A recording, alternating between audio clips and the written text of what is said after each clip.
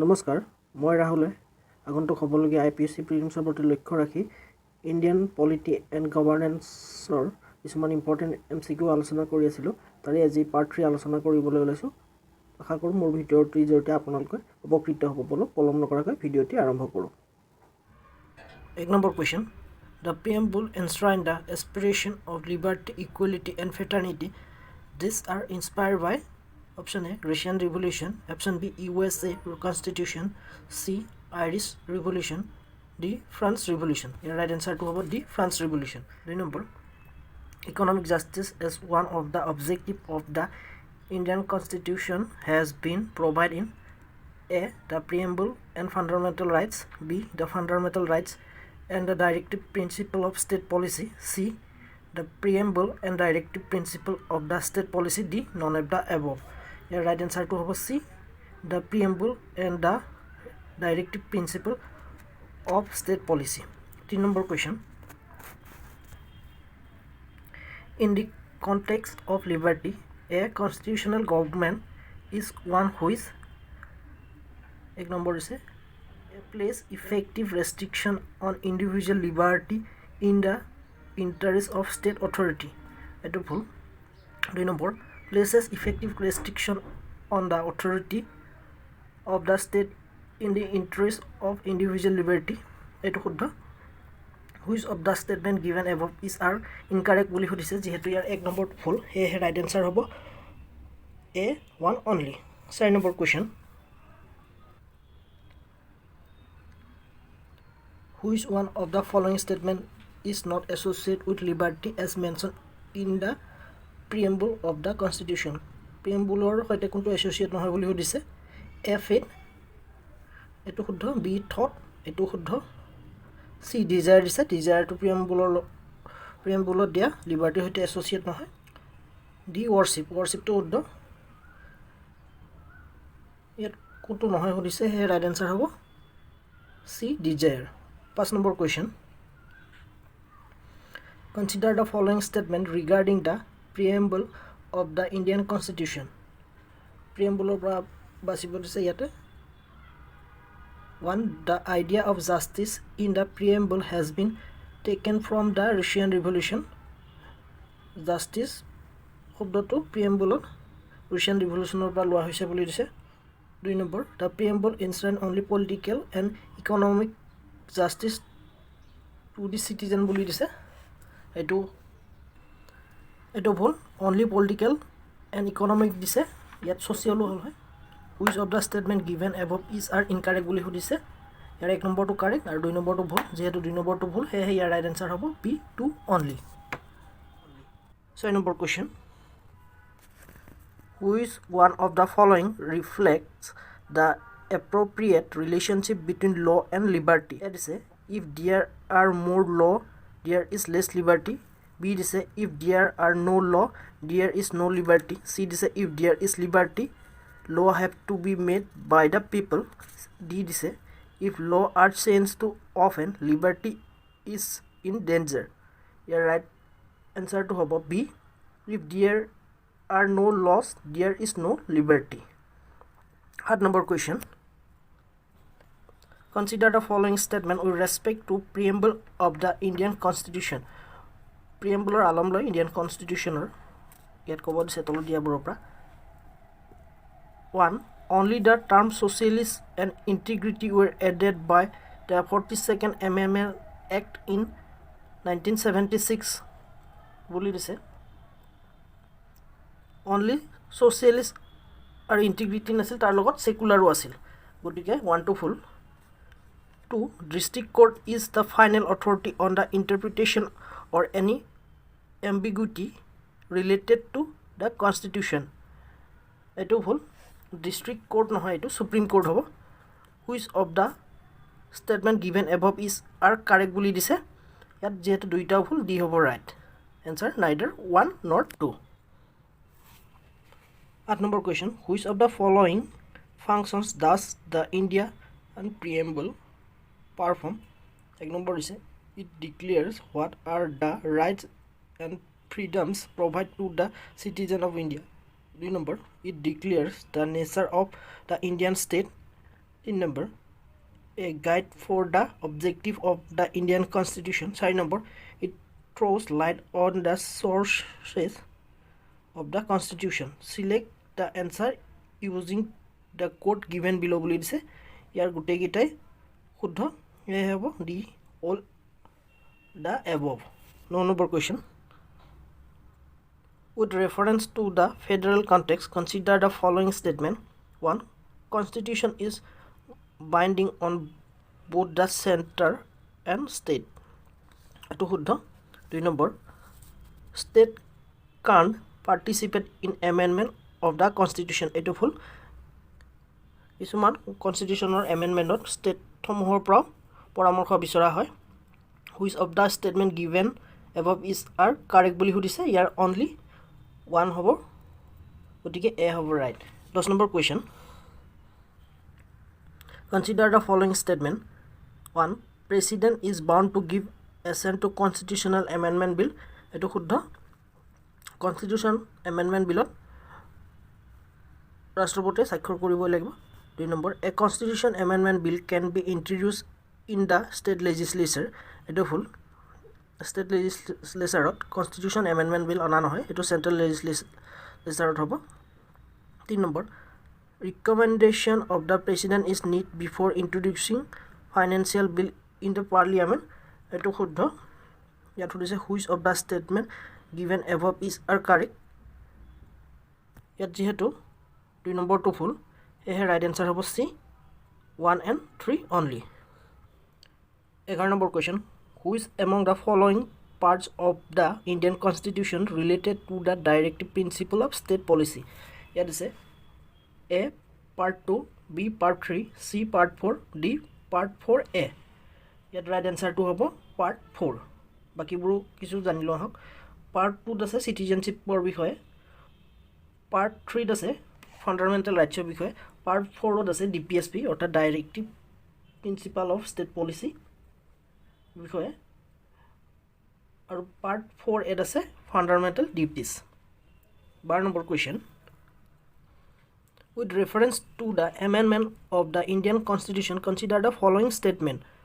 1 number is majority provision in the Indian Constitution can be amended by the parliament alone. Etu shuddha. Majority portion okol parliament e amend koribo pare. 2 number, the approval of at least half of the state legislature is required to amend list in the 7th schedule. Etu shuddha. Which among the following statement is are true boli hudise? Yat right answer to hobo C both 1 and 2. 30 number question, in the context of an absolute majority, consider the following statement. Absolute majority bishoye hudise. Absolute majority require more than 2/3 vote of the total strength. Etu absolute majority 2/3 noy 50% vote. 2 number, absolute majority is effect by vacancies created in the parliament legislature. Etu full. Yat jehetu duita full, right answer hobo D neither 1 nor 2. 14 number question, which among the following can be amended only with the approval of at least half of the state legislature? 1 is election of president. 2. Provision related to Supreme Court and High Court. 3. Article 368. Select the correct code. Yare kute gita shuddha hobo, ehe yar right answer hobo D. 15 number question, with reference to the SK Dhar Commission, consider the following statement. SK Dhar Commissioner bishoye hudise tolodia statement or pura. 1 number, it was appointed in 1951 boli dise. Etu 1951 nohoy 1948. Gotike 1 number to full. 2 number, it recommended that the recognition of states should be on a linguistic basis boli dise. Etu linguistic basis nohoy geography, contiguity, financial self-reliance, administrative viability ইত্যাদি ওপৰহে report submit কৰিছিল. ইয়াত হৈছে which of the above statement is are correct? ইয়াত হ'ব option D right, neither 1 nor 2. 16 number question, Consider the following statement with respect to the territory of India.